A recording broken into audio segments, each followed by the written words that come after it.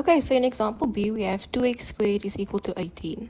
Now, before we work it out, just imagine what would happen if we take the 18 over. So we would subtract 18 on the left, and then we would have a binomial. So there's no b of x, b times x.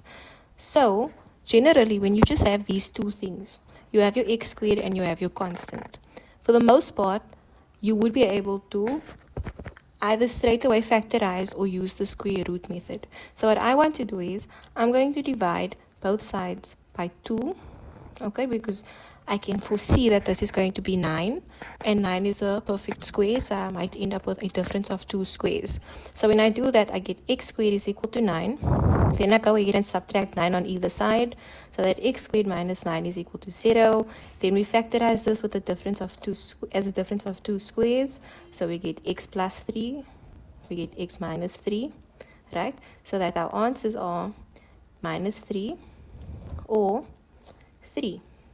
And that's the end. Okay, I would like to show you the alternative if you are somebody who wants to do the square root method. So we could say, once we have our x squared equal to 9, we could go square root both sides, so that I get x is equal to plus minus 3 as shown in the first example. So therefore x is going to be positive 3 as your first option, or x is equal to negative 3.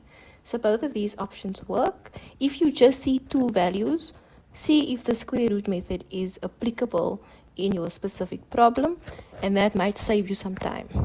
Okay, so that's example B done.